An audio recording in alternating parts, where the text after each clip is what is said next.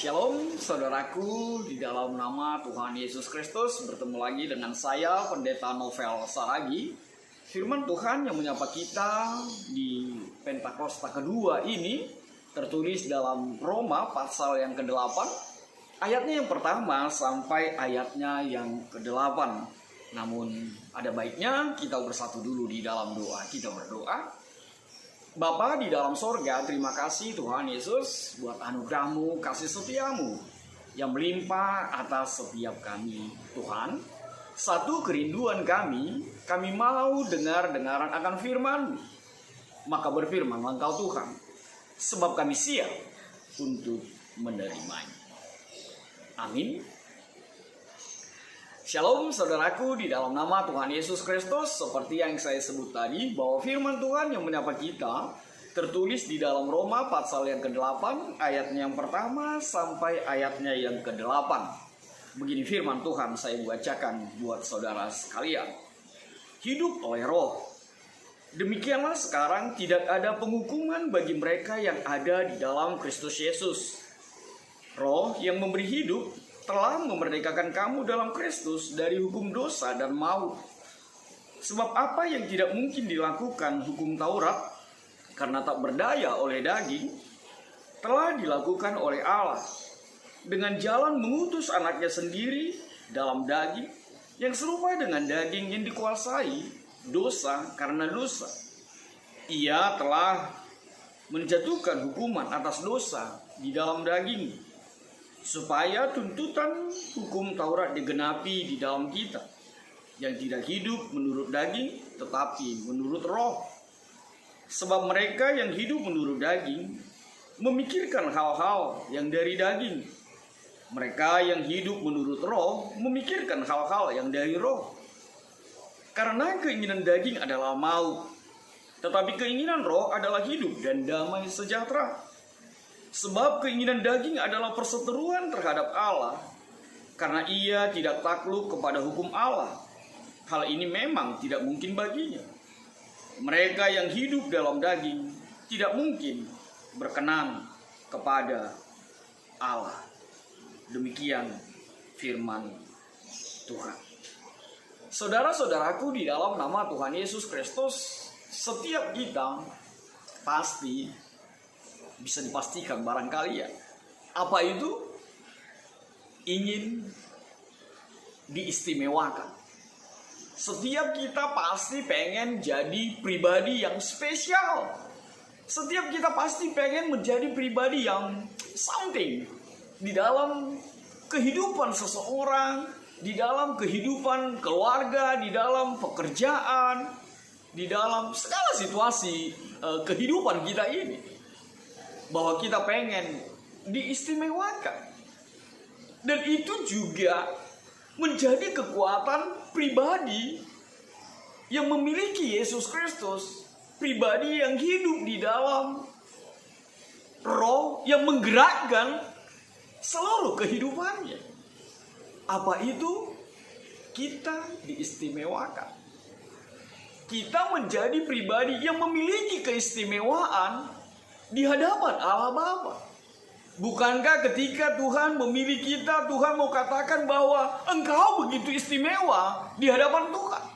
Bukankah ketika Tuhan memilih bangsa Israel menjadi bangsa pilihannya, ingin dikatakan bahwa mereka adalah pribadi bangsa yang istimewa bagi Tuhan, sehingga mereka dikhususkan, sehingga mereka diistimewakan di dalam kehidupan ini. Dan keistimewaan itu pastilah sangat-sangat menyukakan setiap kita. Bayangkan ketika di dalam pekerjaanmu engkau diistimewakan. Wah, pasti senangnya Haji Bileh gitu ya. Bayangkan ketika di dalam perjalananmu engkau diistimewakan.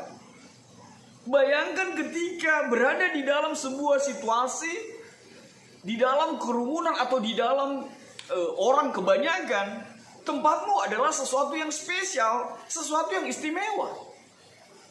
Dan bayangkan bila dirimu menjadi pribadi yang istimewa bagi seseorang di dalam kehidupan, pasti bahagianya berlupi-lupi. Pasti bahagianya berflower-flower. Pasti bahagianya nikmat apa lagi yang mau kudusain gitu ya. Diistimewakan. Dan firman Tuhan juga menyapa kita pada saat ini bahwa orang yang hidup di dalam roh, pribadi yang digerakkan oleh Roh Kudus itu dikatakan memiliki hak yang istimewa. Apa itu? Firman Tuhan mengatakan, demikianlah sekarang tidak ada penghukuman bagi mereka yang ada di dalam Kristus. Kita diistimewakan. Keistimewaan kita apa? Tidak ada penghukuman lagi bagi kita. Dengan syarat kita ada di dalam Kristus. Kehidupan kita digerakkan oleh Roh Kudus di dalam hari-hari kehidupan ini. Dan itulah karya Roh Kudus yang begitu luar biasa, yang mengajari dan mengingatkan kita. Makanya kita mau diingatkan, makanya kita mau diajari oleh Roh Kudus yang tercurah untuk setiap kita. Agar apa? Kita tidak lagi mendapatkan penghukuman. Apakah itu mau menyatakan bahwa kita tidak berdosa? Tidak. Apakah itu mau menyatakan bahwa kita suci tanpa debu? Tidak. Tapi itu mau menyatakan adalah apa yang dikatakan oleh ayat yang kedua ini. Roh yang memberi hidup telah memerdekakan kamu dalam Kristus. Dan dilanjutkan oleh ayat yang ketiga, sebab apa yang tidak mungkin dilakukan hukum Taurat karena tak berdaya oleh daging. Artinya apa? Firman Tuhan Paulus di dalam kitab Rom ini mau mengatakan bahwa benar dosa itu ada. Daging kita ini susah atau tidak bisa keluar dari keberadaan kedagingan itu. Dan kalau mengikutkan hukum Taurat, tak satu pun kita bisa dibenarkan, tak satu pun kita bisa diselamatkan. Tapi oleh roh, oleh keistimewaan, oleh pembenaran dari Yesus Kristus Tuhanmu, yang kita puji, kita sembah dalam kehidupan kita, kita tidak lagi dihukum. Dan itulah anugerah yang luar biasa itu. Tidak ada lagi penghukuman itu.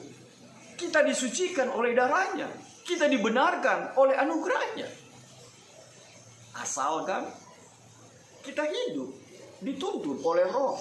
Asalkan kita ada di dalam Kristus Yesus. Keistimewaan itu menjadi milik setiap kita. Mau menjadi pribadi yang istimewa? Hiduplah dalam Kristus. Hiduplah digerakkan oleh Roh Kudus di dalam kehidupanmu, yang mengajari dan mengingatkanmu untuk segala sesuatu yang Tuhan inginkan terjadi atas setiap. Sebab apa? Mari kita melihat ayat yang ketiga B itu. Dengan jalan mengutus anaknya sendiri dalam daging, yang serupa dengan daging yang dikuasai dosa. Karena dosa, ia telah menjatuhkan hukuman atas dosa di dalam daging. Daging ini memang kecenderungan melakukan dosa. Tapi karena Yesus Kristus yang diutus oleh Allah hadir di tengah-tengah kehidupan kita, kita berhak memperoleh pembenaran itu. Kita berhak menerima anugerah itu. Sehingga setiap kita tidak lagi diliputi, tidak lagi ditakutkan oleh hukum Taurat yang tidak mungkin kita lakukan di dalam kehidupan kita, kedagingan kita secara manusia. Hanya berhitung saja tentang hukum Taurat, kita sudah hancur lulu lantak. Tak satu pun kita bisa. Semua kita berdosa. Lalu apakah tertutup kemungkinan untuk kita memperoleh keselamatan itu? Jelas tidak.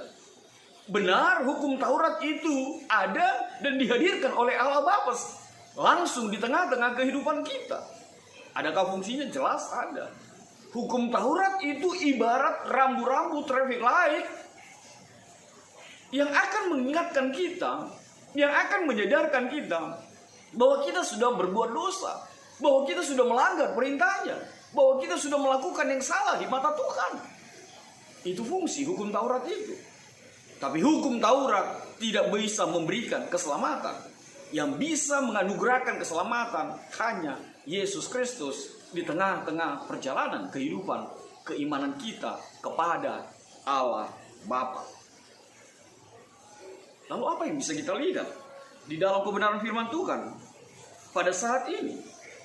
Dikatakan adalah janganlah kita hidup menurut kedagingan kita, tapi hiduplah di dalam roh.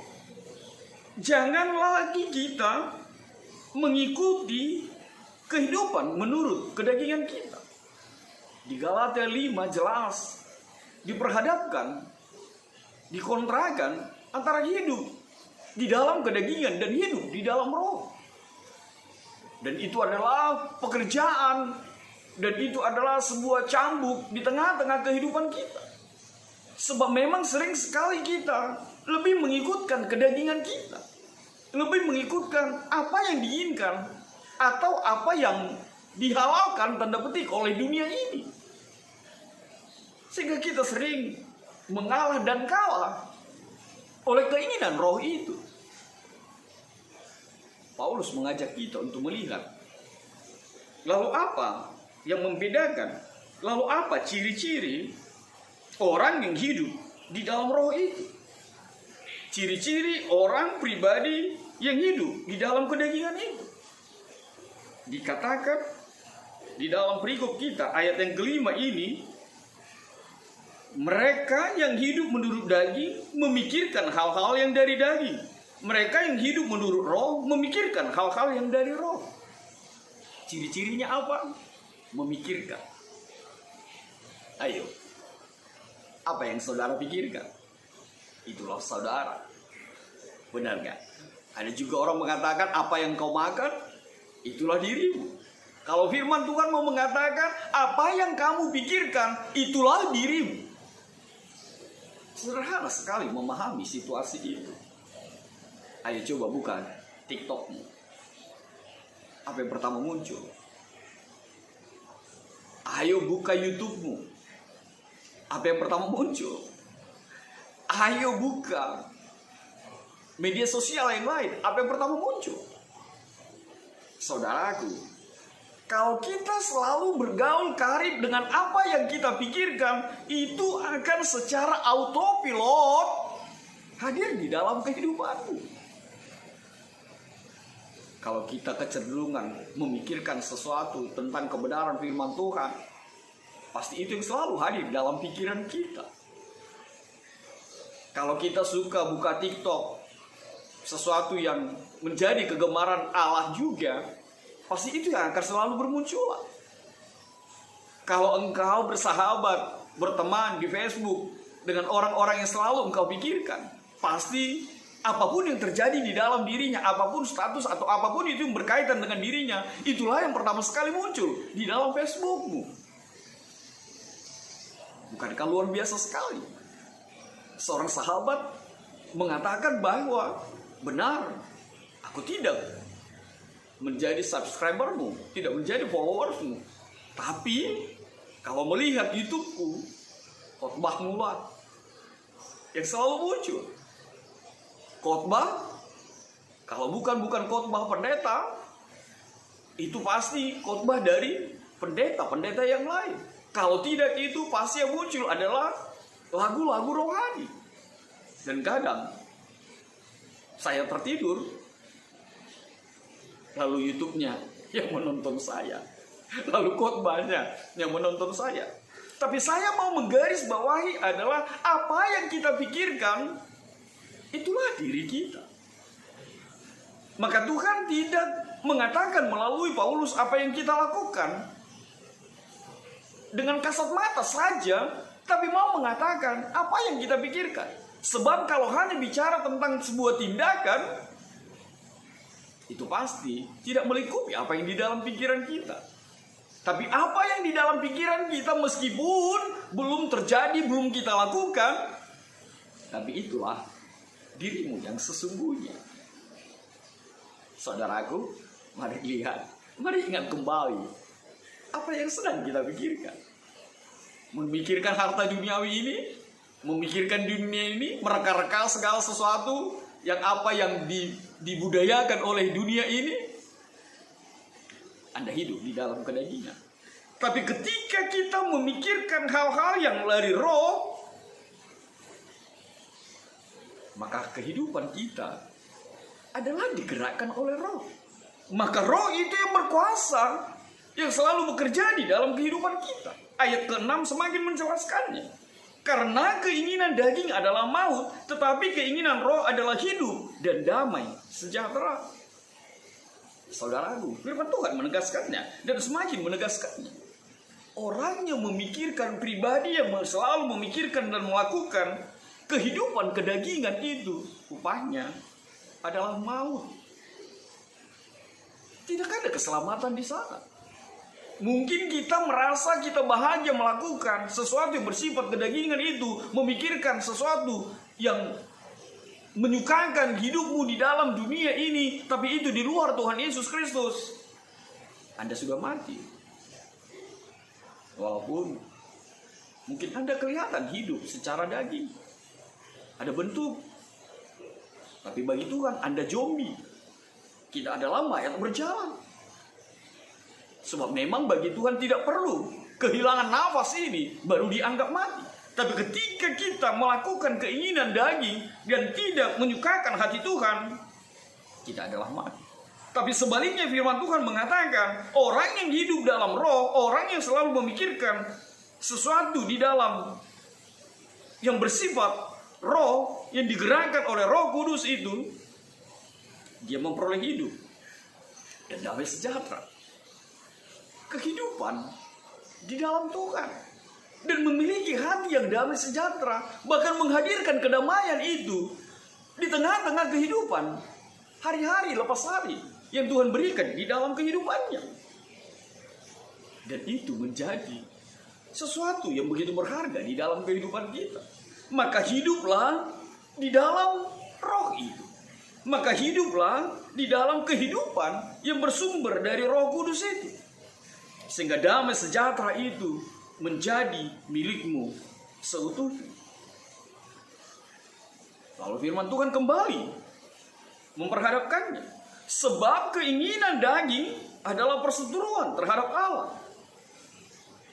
Dan mereka yang hidup dalam daging tidak mungkin berkenan kepada Allah. Hidup di dalam kedagingan itu adalah cari mati. Istilahnya seperti itu.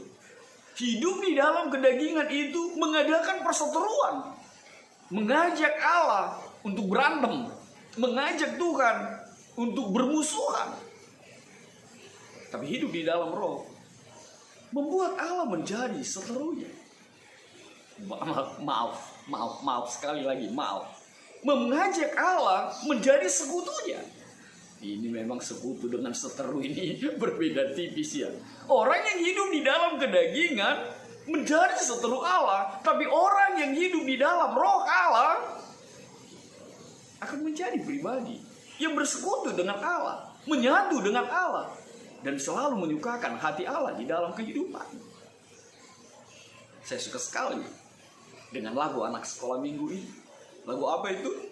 Bila roh Allah ada di dalamku, ku kan menari seperti Daud menari. Bila roh Allah ada di dalamku, ku kan menari seperti Daud menari.